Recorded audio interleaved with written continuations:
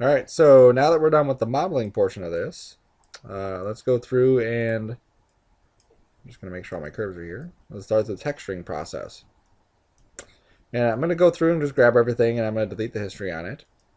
There you go, history is gone. And we're going to look at some of the stuff here and break it up just like we did in the other assignment and see where we need to put some stuff. So a lot of the materials are going to be very basic. You know, like this is going to be just like a basic plastic. This will be a basic plastic. This is going to be like a basic leathery kind of material. We'll have a little bit of imagery here, okay, because we want to have like the stick shift design on this. People know, you know, where's first gear, second gear, and so on. We'll have some imagery on this so that we can have the labeling correct. We'll have some imagery on this so we can have the radio buttons and whatnot on here as well. Okay, so that's pretty much going to be the gist of it. Now, one thing that's going to be different, I'm going to save this as, and we'll call this center divider underscore texturing start 01. Okay. So one thing that's going to be different about this is in order for us to get more accurate lighting and rendering and texturing and all that stuff, we have to use a different renderer. Okay. Now this renderer here, renderer, is called is basically like your viewport rendering. So here's high quality rendering and viewport 2.0. This is what it looks like inside here. It has nothing to do with when we go into the rendering menu and go to render batch render. That's a separate engine, a separate program that takes over to do all that kind of stuff. Okay, so I'm going to go to my render settings, a little clapper with the two dots up here. And by default, it's on Maya Software, which is that guy. We're going to change it to Mental Ray, which is this bottom one. Sometimes Mental Ray will not be shown inside here. Okay, it's just some weird funky Maya thing. Under Window, Settings, Preferences, Plugin Manager, if you scroll down somewhere in here, it'll say Maya to Mental Ray. Maya to MR Mental Ray. And here's the Mental Ray for Maya 2014. You want to click Loaded and then click Auto Loaded. You can close it. And then you should be able to get to Mental Ray at that point. And if by the rare chance that you still can't, close Maya, delete your preferences, and then do it again. Okay? So I'm just going to grab my surfaces here. And what I want to do is just start to, we already have them organized in the outliner, nice and neat. There we go, nice and neat. I had some other stuff that I modeled after that was not nice and neat. You'll see on here that I modeled a cup holder in here, essentially the same way that we did the other thing. But I just threw that in, so you can always try that if you want to add a cup holder in there. It wasn't terribly too long. And then I also went in and added these little pieces here.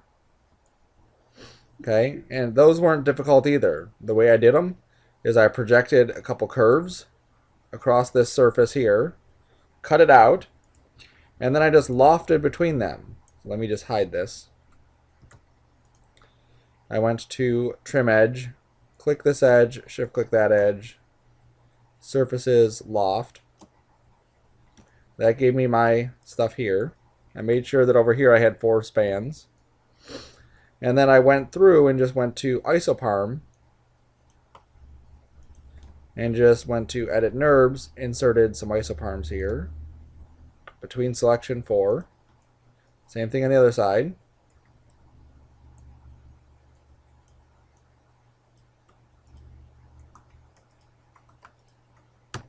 There we go.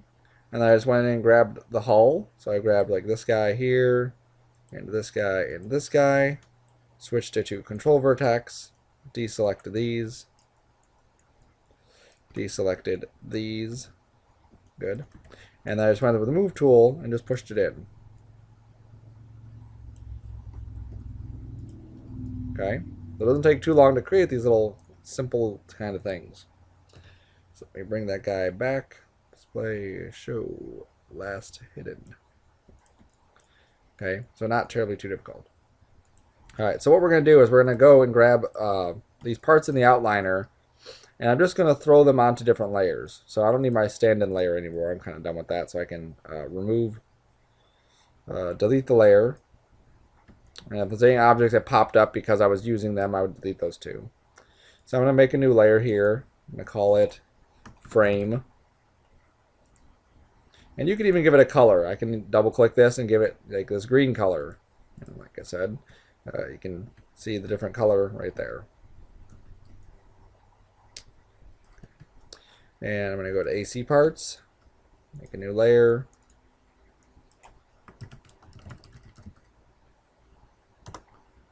We'll give that a color. We'll call that blue. I call it the air conditioning, but obviously it's going to control the heat too. Some more environmental controls. Radio.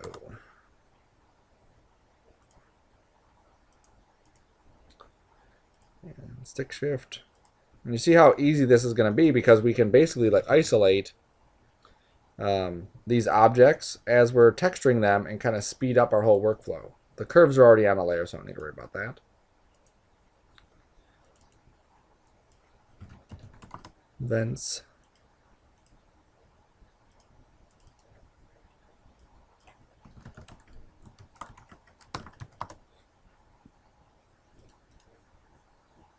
Oops, I didn't color the vents. Let's color the vents that color.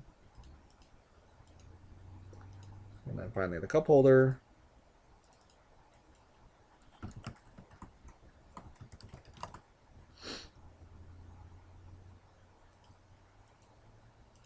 There we go. So now when we go into wireframe, you can see the different colors we have here. It's very easy to see which objects are on which layer. I want to work on the purple layer, so I turn off everything but the purple stuff. There we go. Okay. So it makes it very simple. So I'm just going to hide everything for now, just so you can see the process of what we're going to be doing on this. All right. So if I'm going to make, I'm just going to make a plane here. And I'm going to set up an area light. Okay. This is the kind of light we're going to be using just like in the last one. And area lights are good because they're one of the lights that have an actual size and a direction to them. Okay, so I'm just going to set this down here like this. All right, now when I render this, my render settings are actually pretty high up right now. Let me go to test resolution and just put that back to default. Okay, you can see that it's starting right here, and you can see how we have this gradation of trickling off. Okay, it's a bit too abrupt though, and we're actually getting some banding inside here. Come on. There we go. Okay, so what I want to do is I want to set this thing up so it's a little bit more accurate to what the real world would be. Okay, now we do have some drop off here. That's just inherent of the area light itself. But we should have a different kind of drop off. So inside our area light, there's a decay rate. I'm going to set that to quadratic. Now when I render, I'll probably get very little lighting in here, if anything. Maybe you can see it in the video. There's a tiny little splotch right there. So I'm going to crank this up, maybe to 10, maybe to 100. It depends on the size of my scene. It depends on where my light is. It depends on several factors. So I'm putting it up to 100, and you can see that I'm just barely getting some light here. So up to 5,000. And by 5,000, I should have some light kind of hitting this entire surface. Now this is not very accurate still, okay? This drop-off is accurate, which is helping us, but it's not giving us very accurate representation of what that light should be doing. So here's where we're going to start to introduce what's called the linear workflow. So under my render settings, any of these clappers that have the two dots next to it is the render settings. I'm going to enable color management. So I click on enable color management, and what this is going to do is it's going to read in any images that we give it as an sRGB image. And then it's going to output those images as a linear image. Okay? And what does linear mean? Well, If we jump to Google,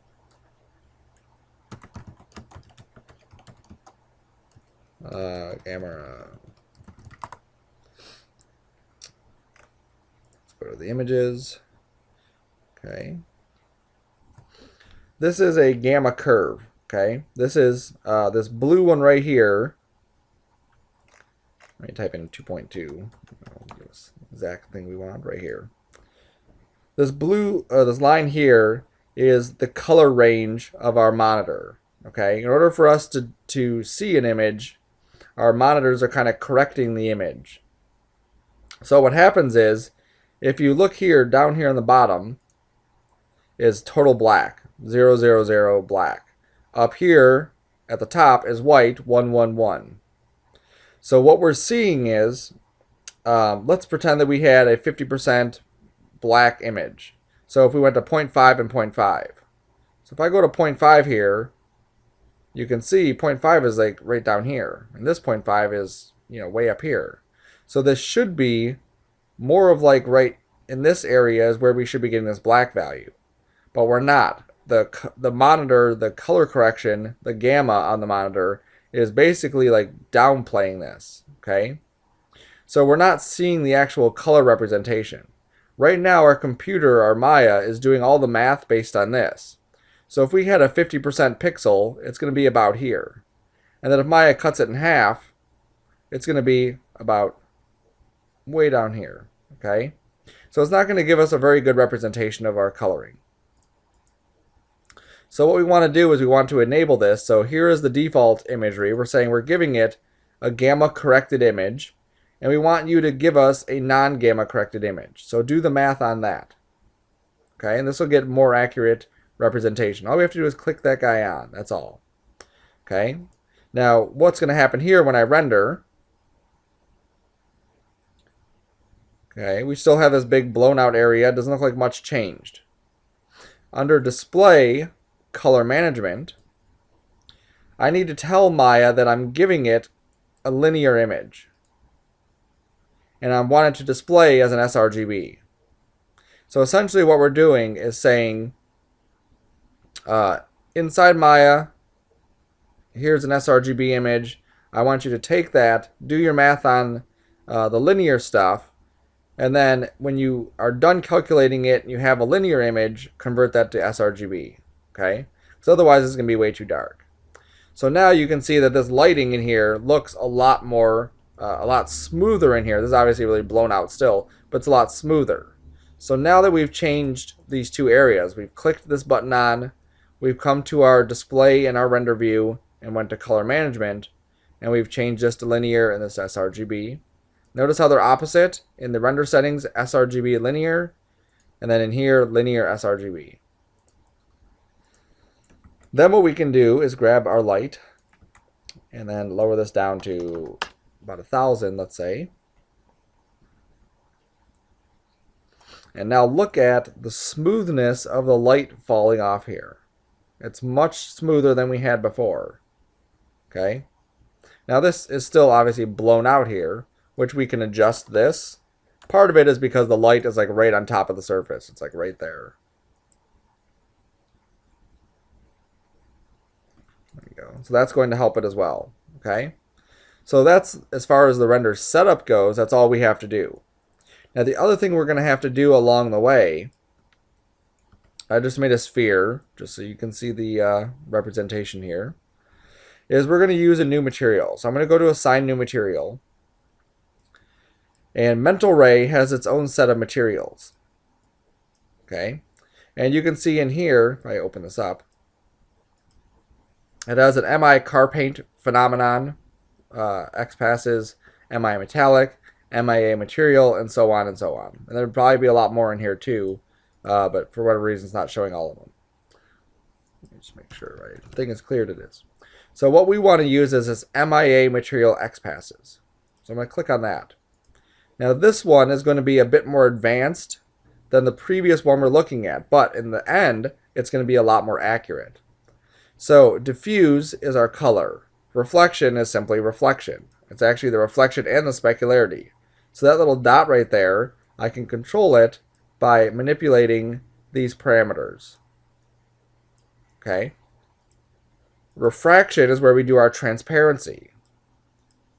And then the rest of these we'll get into at some point. Here's our bump map way down here. Okay. So I'm just going to give this a color. So I'm going to go to diffuse, pick a color. Let's call this, let's say I pick something along that range. And then I'm going to render this out.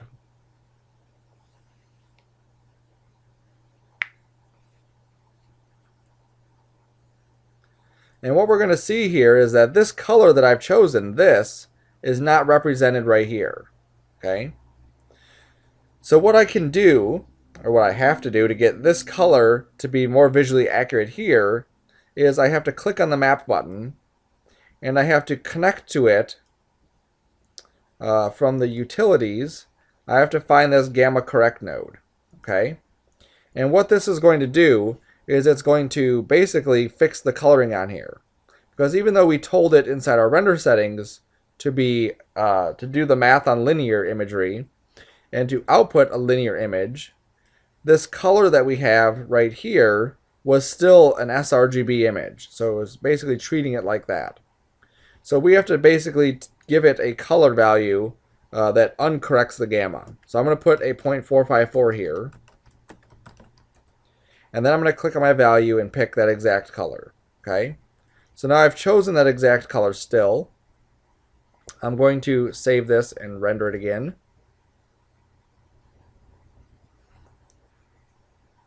And what we'll see now is that this color is a lot truer to the original color we chose. If you look at this color and you look at that color, it's much closer to what we had. Okay. And if I toggle back and forth, you can definitely see that we're not getting that.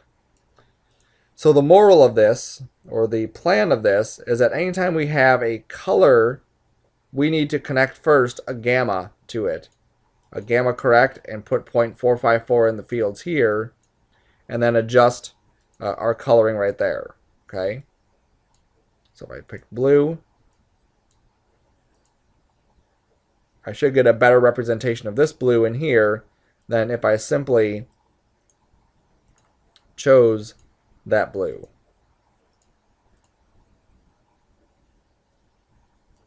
Okay, you can see that now it looks really washed out. Now it looks more pure and true to its color form. Okay, now why go through all this hassle? We're not really seeing anything crazy different inside here. We will, okay? And we're going to see those things as we start progressing in doing our shaders. One of the cool things about the MIA material are these presets. If I go to the presets here, you can see how we have basically things that we can create that will work pretty nicely. For instance, if I go to frosted glass and I replace this, it goes through this entire attribute editor and replaces all those materials with the correct settings for frosted glass. So now when I render this, we have frosted glass in our scene. Now we don't really see it too much because there's nothing in our scene except for this plane and this thing back here. Okay, but if you look at the shadow too, we're getting a little bit of tinting on the shadow as well. If I come in here and change this to copper, let's say, and I render this out, we're going to get something that looks more like copper. If we change this to chrome, we'll get something that looks more like chrome. Now again, we don't really have anything in our scene that's going to reflect the chrome, so we're not really getting a super duper awesome representation of it. So a lot of times I'll start with these presets, get my preset kind of set, and then I'll go through and play with these and get them a little bit closer to what I want them to be. Okay. So that's what one of the cool things about this is that we have these presets. There's also a manual to this.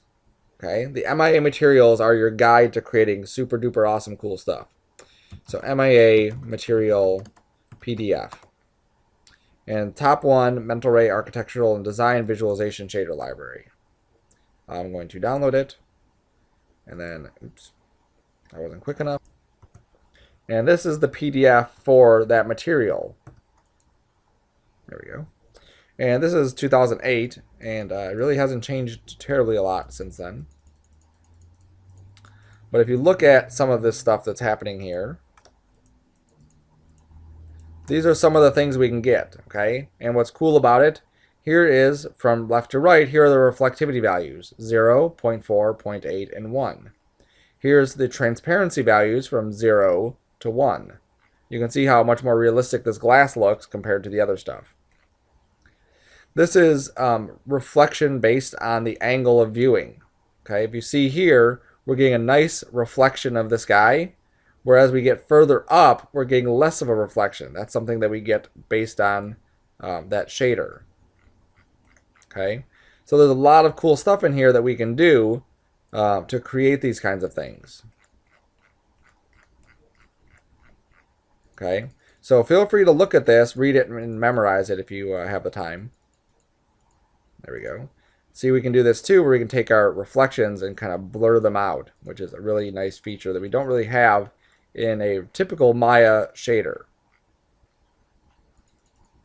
Okay, and you can see the different kinds of glass that we can have as well. So I recommend that you at least look at that PDF, scan through it, and see, if there's anything in there that catches your eye. All right, so this is going to be our setup that we're going to create for our other stuff. Okay, so I'm just going to unset this so that we can all set this together.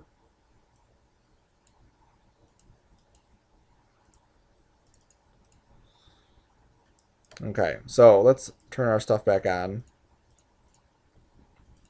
I don't need the curves. I do need these guys. Okay. So what we're going to do is we're going to set up our scene for actually rendering this. So I'm going to go to my render settings, turn on enable color management. Okay, so this is going to give me a color corrected image. I'm going to go to my render view, which is this blue lined one there. I'm going to go to display, color management.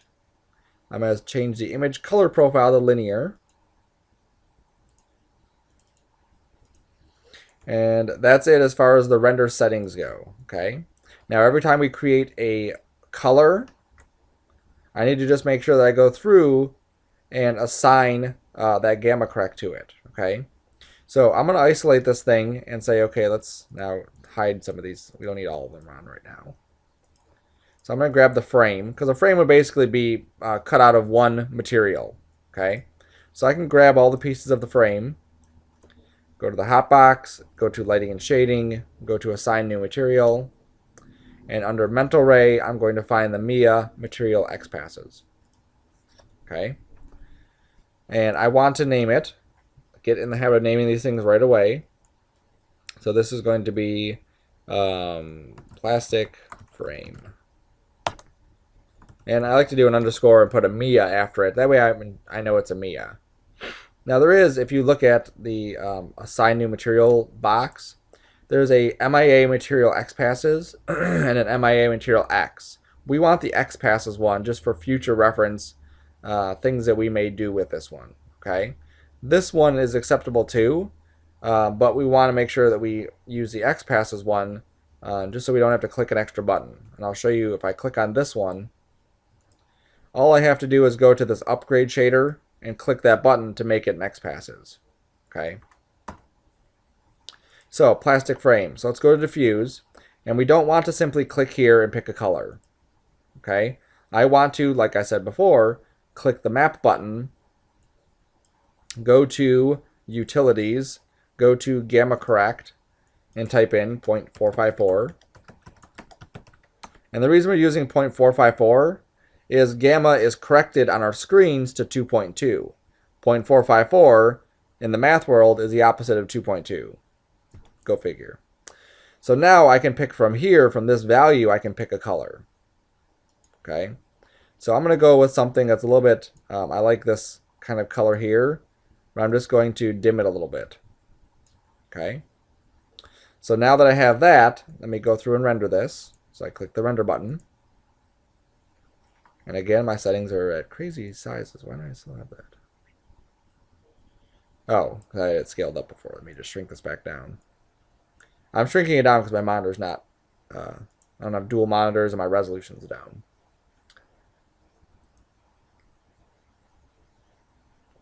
Okay. So we're getting some stuff on here, but you see that we don't really have any lighting in the scene. It looks very flat. There's no shadows. So obviously we're going to need to set that up as well. Okay. And this is something where you can see the effect of not having our light on right at this moment. By not having an actual light in the scene, we're not really getting a good representation of this. So let's go back. Let's go and create an area light, lights, area light. Make it bigger. Hit T so that we can move the light here. And manipulate the aiming. Okay. We want to make the light quadratic. We'll do a rendering. We'll see that it's too dark. We'll have to up the intensity.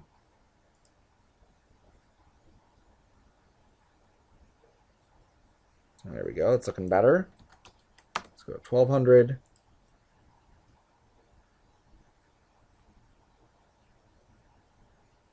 Let's go even higher. Let's go 5000. Sometimes it helps to kind of go way past what you think is good and then dial it back down. And actually 5000 seems to be like a good value. I like the amount of lighting I'm getting on here. I'm going to zoom in a touch closer so we can see this better.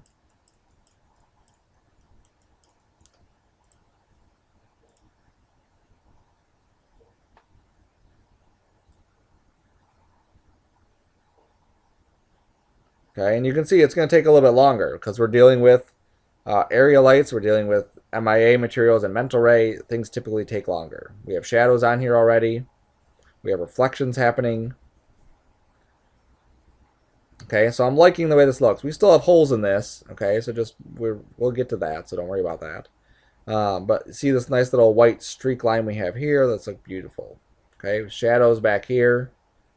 Good. So I like the way this is looking. So right now we're basically dealing with a very reflective, shiny material. We may add another light in the scene, but for now this is going to be good just to kind of set some stuff up. So I'm going to go back to my attribute editor. So I hit Control A. I go to the far right tab where it says plastic frame.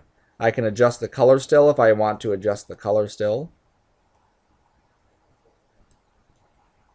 Okay, if I decide I want to go more in the brown orangey realm, I can go in the brown orangey realm. Okay, and I can even, like we've done before, grab a little swatch and just render that region. Okay, maybe I'll go a little bit more desaturated.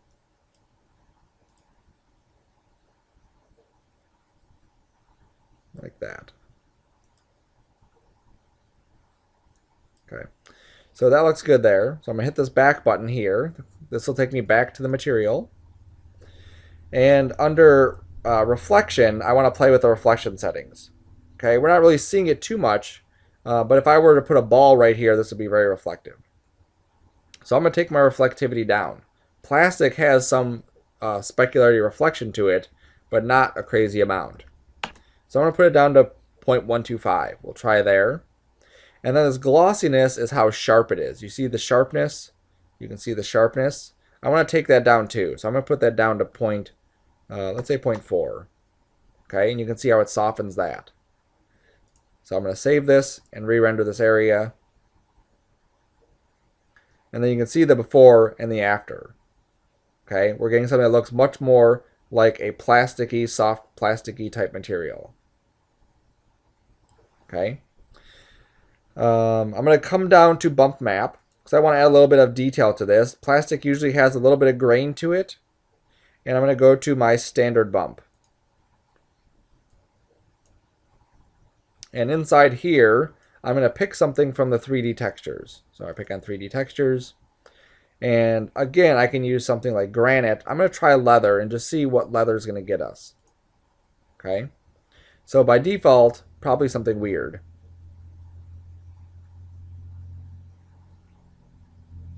It's not terribly too bad. It does look, if we get closer to this, it does look like we actually have leather in here. Okay. So I'm going to go to the leather tab. And the first thing I like to do is when I use leather on as a bump, is I like to pull my values all the way down and then pull crease size up. Okay. Okay. That way I have black and white. It's much easier to deal with. I'm going to play with some of these parameters here just to kind of get a different setting. Okay, a different look to this. If I go with this density up, I actually get like crack lines. If I pull this down, I get more of like dots. Okay, and I can adjust the spottiness of this by playing with that parameter. I can adjust the randomness of this by adjusting that parameter. And I can adjust the threshold by adjusting that one. A lot of the sliders are just kind of play with them and see what you get. This is probably going to be enormous because we basically created a lot more contrast here with the two colors. Before, these two colors were pretty close together as far as their value, so we didn't have a lot of bump. Now that I've put them to black and white, which are obviously opposites, we're getting a lot of bumps in here. So I'm going to go back to my bump and change this to 0.1. And actually 0.05 I think will be good. And they're all pitting inward. Let's see how that looks. I may want to go the other way and have it pit outward or have like bump out. That's good. I think they need to be smaller. So I'm going to go to leather. I'm going to take the cell size down. Okay, smaller cell size, smaller pits. And just for fun, we'll also make this bump depth negative. Now, using these can be a bit tricky. It may take some finessing or some playing around with just to get used to them. I recommend getting used to it, okay? Think of a video game. It took you a long time just to get comfortable with your settings on the video game, but after a while, you were able to do it. The other way we can do it, though, is if we go to the Hypershade, Window, Rendering Editor, Hypershade, we click on our material. This is our old one. Let me delete that. We click on our material. We click the arrows here. It'll list all the stuff. Okay? So in here, I can grab the bump and just double click and pull it up. I can double click the leather and pull it up. I can double click the gamma and pull up the color. Okay? So you can do it that way, but again, it's easier to just force yourself to go through the pain of just having to figure this thing out. Okay? Essentially what's happening when we're clicking these buttons here is if I click on this Place 3D texture, if I click this button here, it's not going to go anywhere, okay? If I click on this button, it's going to take me up to the next chain. Okay, so if I click on that, it takes me here. If I click on this, it's going to take me here. If I'm on the bump and I click this button again, it's going to take me there. Okay? If I click on this leather and I want to get back to it, I can click on this arrow to get back to the leather. There's the Place 3D texture. So you can access all the stuff from here, but I recommend doing it from here as opposed to doing it from there, unless you have a specific instance where you just can't get the item.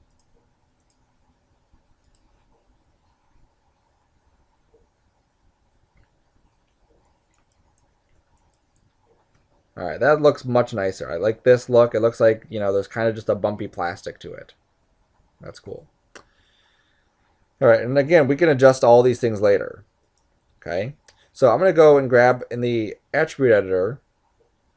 Okay, click on this, go to the plastic frame. I'm going to go to where the leather is and hit the arrow. I'm going to go to the Place 3D texture, and I'm going to hit select. Okay. And if you remember, the Place 3D texture is this little guy right here.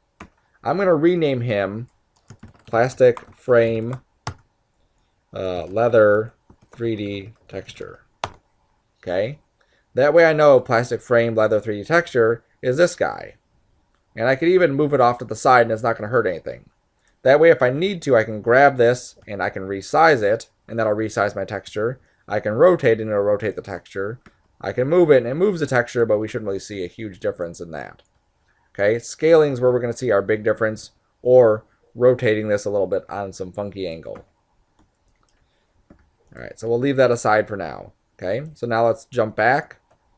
Let's look at most of it.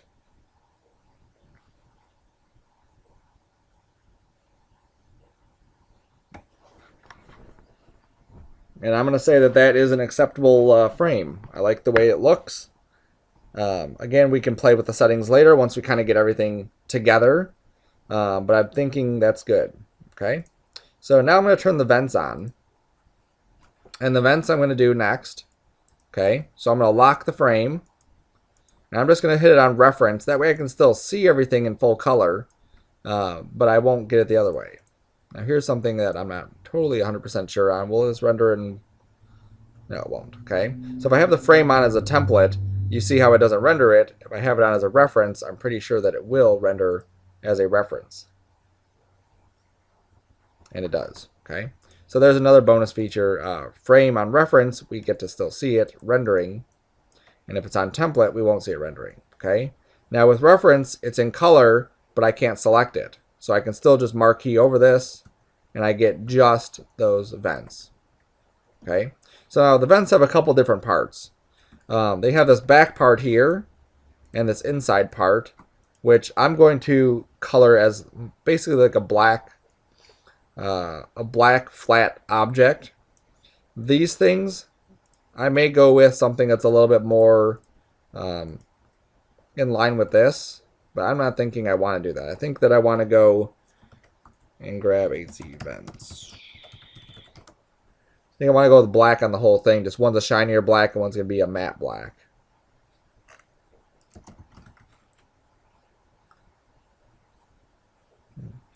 Or maybe a gray. Yeah, we can do a gray here and then a black in the back. That'll work. Okay, so I'm going to grab the back pieces here. Like that. And I'm going to put a new material on it. We'll put a Mia. Everything is going to be a Mia Material X Passes. We'll name it. There's two spots here, just so we're aware of this. This is the shading group. We don't want to name the shading group. We want to click on this and name that guy. That's the material. So this is going to be AC Vents Matte Black. Mia. Okay. So when I do matte black, I'm basically going to take this all the way to black. And then I'm going to take my reflectivity off and take my glossiness basically all the way down.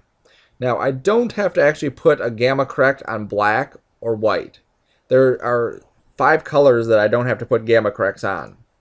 Those 5 colors are pure black, pure white, red pure, green pure, and blue pure. Okay? And the reason for that is because in the computer, these 3 colors are already at their highest values. Putting a gamma correct on them isn't going to help or hurt. It's not going to correct anything. Okay? I'll get the same exact color. So for pure black, pure white, pure red, green, or blue, I can do that. Now if I go to blue here, and I do something like that, I need to gamma correct it. If I go here, need to gamma correct it. The only way I don't need to is if I click this, I don't need to. Okay, now if I switch to RGB 0 to 1, and I click on red, you can see how red is a pure value. Green is a pure value. Blue is a pure value. Black is pure. It's all the way to 0. White is all the way to 1. Okay? So that's why I don't need to do those. Yellow, even though we're using one here and one there, we still have to gamma correct that one. We may not actually have to gamma correct it, but I'm pretty sure we do. I would still gamma correct yellow. All right, so anyway, back to that. We're going to leave that black just to give an indication that there's nothing in the background, okay? That this card just kind of goes into nothingness. So then to select the other stuff, you can do it the easy way or the hard way. I'm going to select those 4 objects again. I'm going to hold Shift, marquee over it, and that gives me everything else. Then we go to Assign New Material, another Mia. We'll color this gray, AC Vents Mia. And let's go to the presets, and we'll go to something in here, matte plastic. Actually, let's go to let's see, I want a little bit of both. I want a little bit of matte plastic and a little bit of glossy plastic in here. It's kind of like in the middle, right? So I'm going to go to replace this with a matte plastic. And then I can also go with presets, glossy plastic, and replace or blend 50%. So now I'll get a mix of both of them. I could just go in here and manually set these things, but we'll try it that way. Okay, now here's the color. Remember, I have to color correct this. So I'm going to click on the map, go to Utilities, go to Gamma Correct, 0.454, and then pick that color. So I'm going to go with, let's say, something in the, it's still in the orange family. If I pull this up, it's orange, but it's a desaturated orange, okay? Let's just see how that looks. Okay, now I want to get a preview of what this is going to look like. So I'm going to hit this snapshot button, this little camera in here. And then I can just marquee a section across, and then hit my render button for the render region.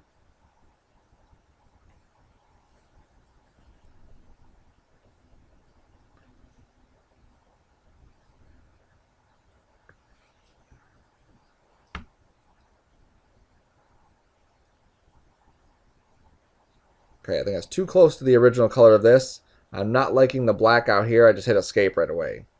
Okay, so let me go through and grab this thing and that thing. Oops.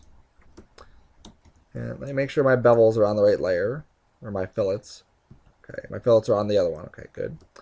And I'm just going to go to my existing material and just assign that to my plastic frame. There we go. So now that's part of the frame.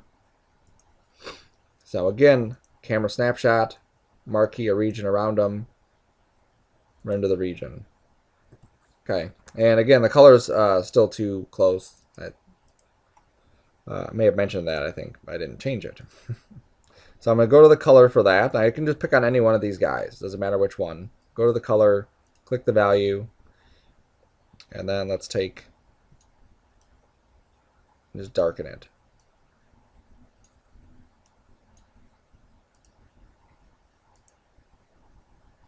I didn't change the actual color value, the hue value, but I changed the value and the saturation value in order to get something that looks a little bit different. And it didn't really make a difference. It did a little bit. I want a bigger difference. So I'm going to darken it even more.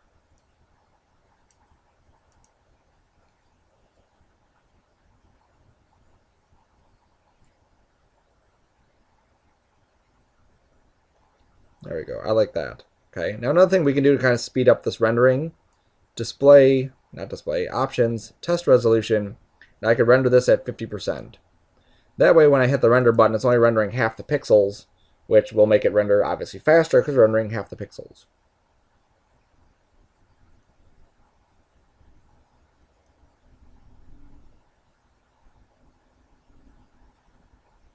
Now I think that's going to look nice. Okay. I want to do something a little bit different with this, the front of this. Okay, the little knob that we have on there to manipulate the air controls. So I'm just going to click on both of these. I'm going to assign a new material to it. Media material X passes, yes. AC vent controller Mia. I didn't give it a color or anything because I'm not sure what I want to do yet with it. I think I wanted to go with just a glossier, darker, or maybe even lighter. Let's see. Let's try darker first and just see what darker looks like. Okay, so we're going to put a gamma correct on this. Utilities, gamma correct. And we'll go with darker first. So I'm just going to pick, you see the colors up here are the colors I previously used. That's the one I've just used. So I can just darken that. And I'm going to take the reflectivity down some, 0.25. The glossiness down some, 0.7. And then I'll save the image, render it again, and we'll see where we're at.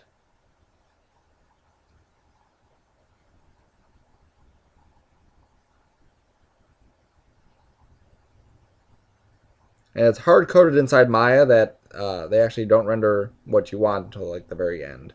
Okay, obviously that's way too dark. So hit escape right away. Let's pull it up a little bit more. I'm just going to marquee that area, render that area.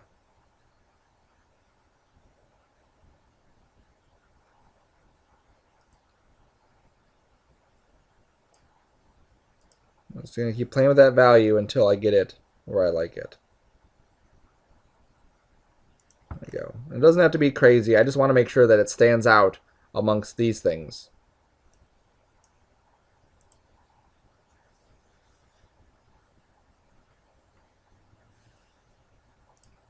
There we go. I think that looks good. Like that. We'll see more of a difference once we start popping in some other stuff. I'm going to go back to this material, the gray AC vents. And I just want to see my reflectivity is really high on these. I'm going to pull the reflectivity down.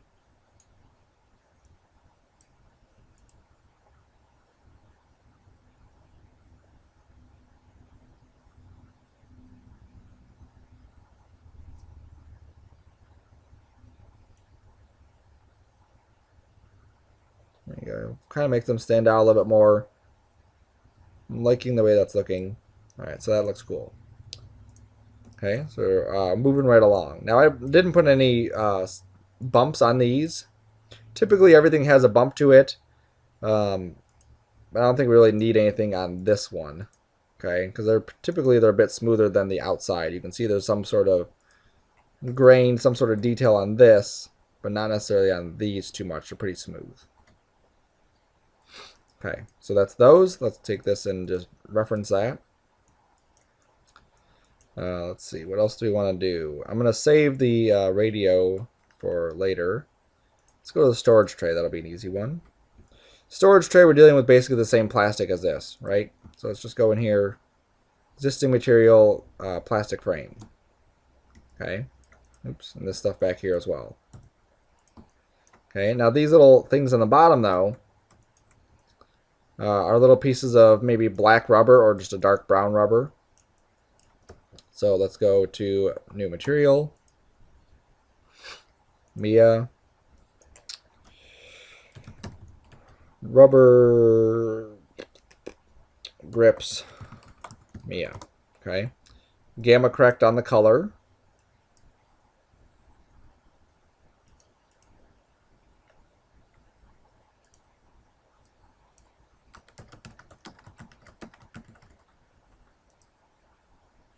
And let's go with that dark gray slatey color that we had in the other ones.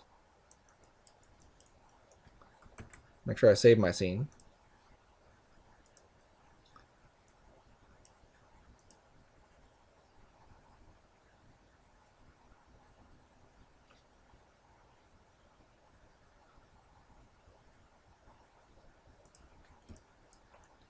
And get a different angle. It's hard to see at the angle I was currently at.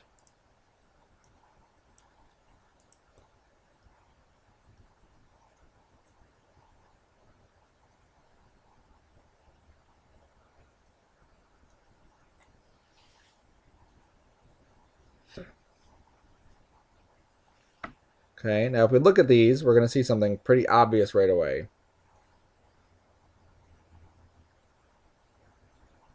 Okay, which is they don't look like rubber, they look like little strips of metal because I didn't change any of the reflectivity parameters. So I'm going to click on this. I'm going to pull my reflectivity down to maybe 0.35. That seems good. Take my glossiness down to maybe 0.8. Let's go with maybe 0.2 on the reflectivity.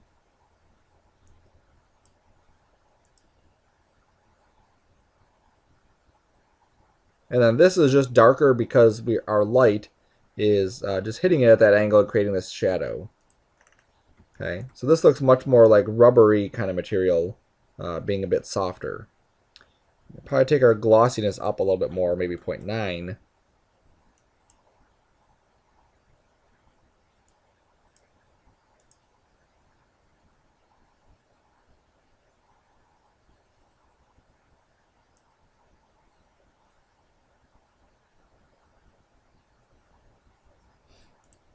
There we go.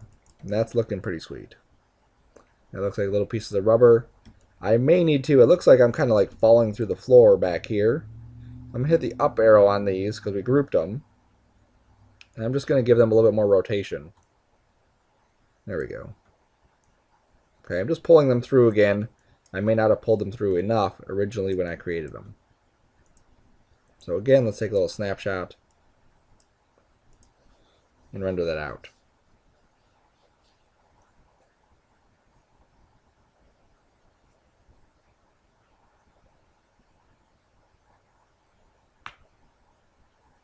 All right, cool. That looks nice. I don't think I want this one though. There. That one's too close to the edge. All right. So that's good. We're making progress. You see how quick this goes when you kind of have the workflow going. Let's go to cup holders. You obviously don't have cup holders unless you model them. But just so you can see the process of it,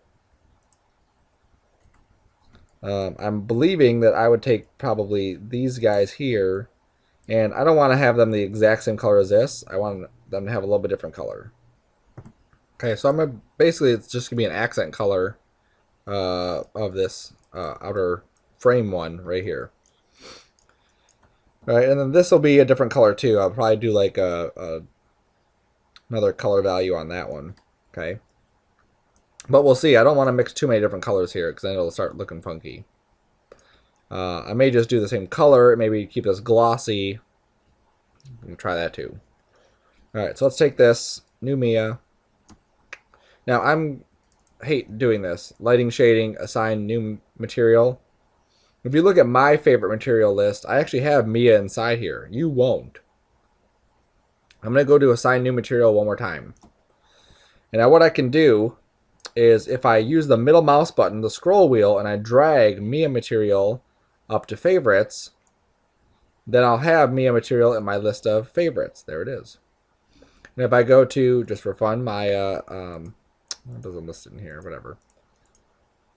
If I went to the gamma correct, I can also drag that. We'll get to that, I guess. So I'm going to assign Mia to this.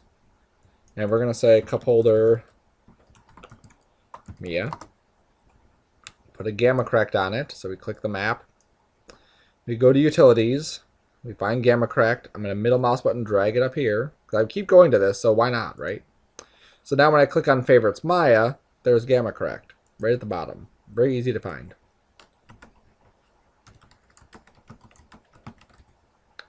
Make sure I save often. You know, you don't want to lose your stuff. So I think I really like this like slate gray color, but I think I'm going to just put a little bit more value in, or a little bit more saturation into it to get some sort of color value in there. Okay. Now, again, I didn't adjust any of the reflectivity values. I'm going to. I just want you to see what it's going to look like with those settings, basically just picking a color. And right away, we don't even really get a color. It's just kind of like a void. So I'm going to up this value here. The value is probably too low.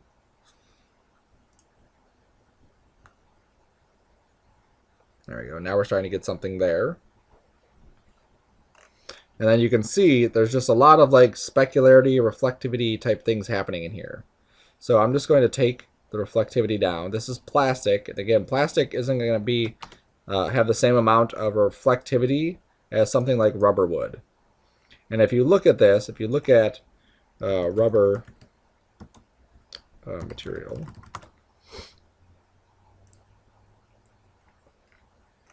you can see something like this, even though this is 3D, this has a bit more reflectivity than something like plastic would.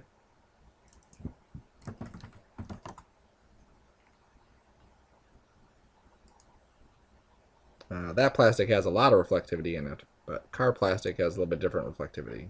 Okay, just trust me on that. And then the glossiness is how sharp these speculars are, like I said. So let's take those down, maybe 0.5.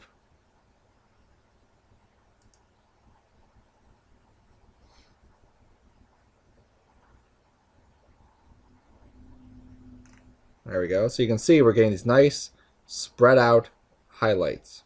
Now, if we don't like the white here, I can always come to this color and I can pick a color, okay? But because this color is a color, okay, just like that color is a color, I have to do a gamma correct on this also. So I click there, click Maya, click gamma correct. Just like everything else, you'll get your workflow of just kind of like doing it, okay? So let's go to that. Let's lighten it up. There we go. So I'm just going to save this and then re-render it. And you'll see that we'll get a little bit different tinting in our speculars. Okay, I probably went a little bit too blendy. Let me brighten this up a bit.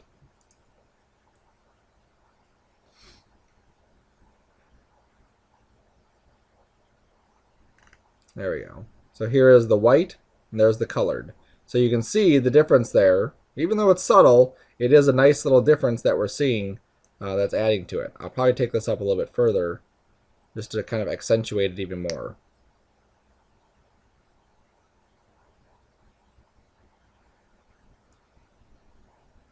Okay, a subtle difference, but something that will really help kind of play this thing off nicely. Now, when you play with this color, it's also playing with reflectivity, so sometimes you actually have to take maybe your glossiness up or take your reflectivity up just to kind of pull back some more of that color value. So just see what that looks like, just kind of pulling back in some of that reflection, some of that specular.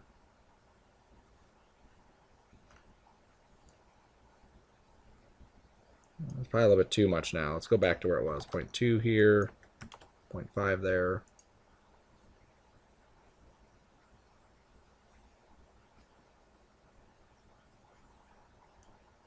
There, that looks good there. I'm happy with the amount of specularity on that. Okay, now I'm going to take this rubber ring here, and I'm just going to recreate this and just create a sharper specular on it. That's all I want to do. So if I go to my hypershade, and here's the cup holder one, cup holder. I can graph it out. And then I'm going to click on this far right node, which is the shading group, and go to Edit, Duplicate Shading Network. So now I have two cup holders. One is named Cup Holder Mia. The other is named Cup Holder Mia 1. So I'm going to call this Cup Holder Rubber Mia. And on this one, I'm going to sharpen the specular on it and make it a bit more reflective. Okay, and by doing that, I'm going to get something that looks a little bit more like rubber than plastic.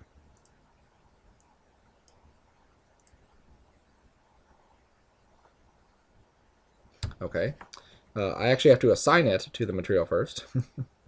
Let me grab that, hotbox, lighting and shading, assign existing materials, because I already created it, cup holder rubber. There we go. And then come back and render it.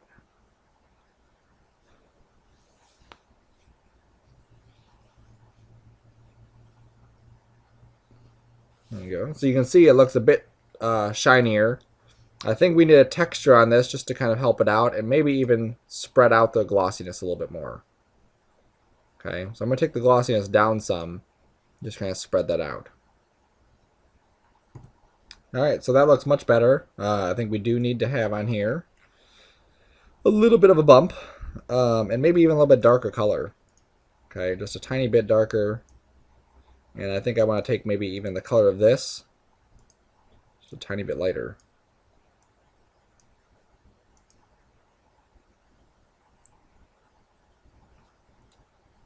And while we're waiting for it, let's take a break and watch a monkey dance.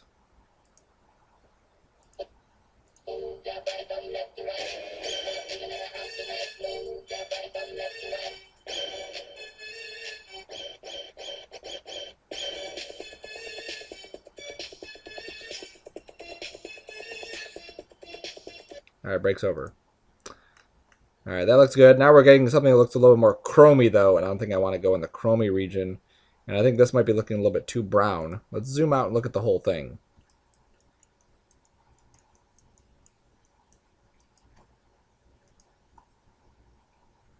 Back to the monkey.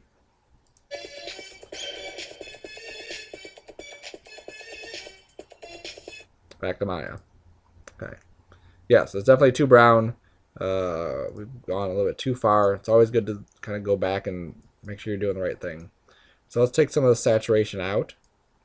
Let's go to this, go to this, this, saturation out. Okay, so I just take the saturation out of both of these things here. So we're not getting in the brown realm or the orange realm.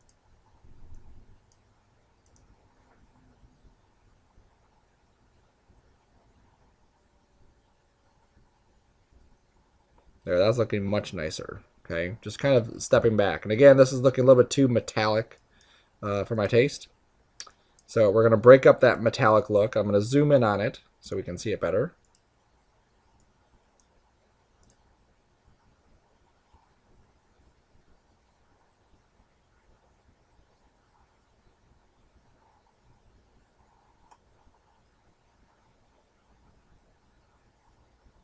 Okay, we're going to break up that metallic look by adding a bit of a bump to it. So this is the cup holder rubber.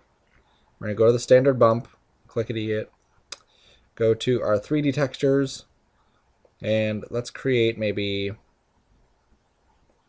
in this case, let's do a solid fractal. I know the bump depth is going to need to come down, so I'm just going to knock it down right now to 0.15.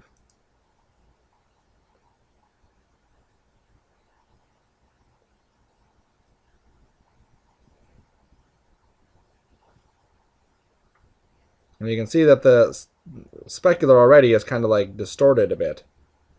It's not perfect the way it was. I should have saved it from before. We can go to the solid fractal too, and again, we have settings. This is going to control the whiteness of it. This is going to control the amplitude of it. This is going to control the ratio of black to white. Okay. Now the bump is using black and white values to create this kind of fake look of some sort of material. So the more black and white we have here, like this, the whiter areas, the blacker areas, the more contrast between them, we'll get more of like a dotty pitting a look like this. The more blended it is, the smoother the surface is going to look. So you may want to experiment with just kind of playing with some of these settings and seeing what you get. The frequency is just going to be how much we're getting, okay, or how many of these things we're getting. Bias is typically, you're going more towards the white or more towards the black.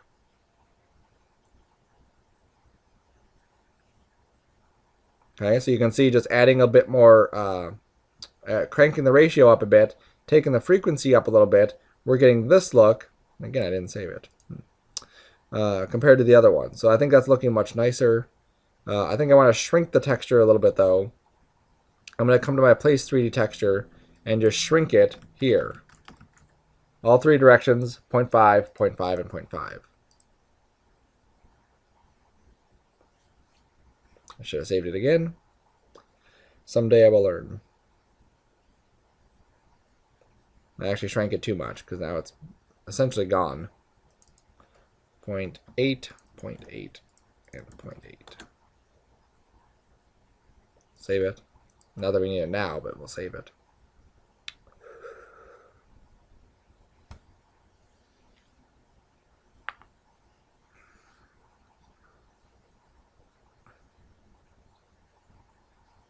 Okay, that's definitely looking more rubbery. That's what we want. Okay, so now if we're zoomed out, obviously we're not going to be zoomed in that close. Let's go about here. Save. We'll render. We'll skip the dancing monkey because he's done.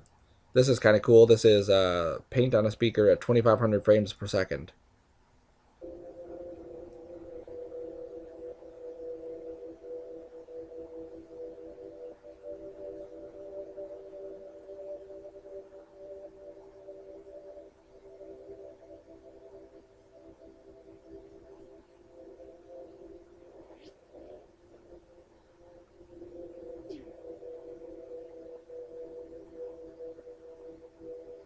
It's crazy awesome. All right, so now we're there. I think we're still maybe a little bit in the chromy, glossy, too much area. So I think we need to come up to our reflectivity and adjust some of these. So I can pull the reflectivity down, and that's going to lighten these values here. I could take the glossiness down, and that's going to spread it out more. Okay, so I think I want to spread it out just a bit more. We'll save, render.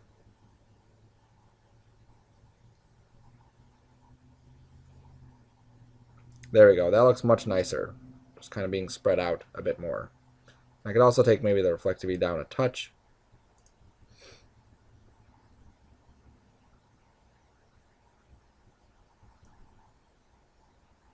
There you go. That looks good. That works for me. Maybe one more thing. I think I want to take this color and just desaturate. This is the reflection color of that cup holder rubber material.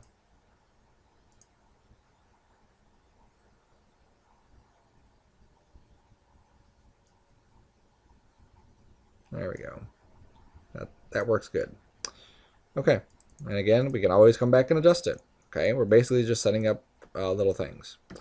We have a new place 3D texture here from our solid fractal, so I'm going to call this the cup holder rubber solid fractal 3D texture. Cup holder rubber solid fractal 3D texture. Slide it over there. All right, so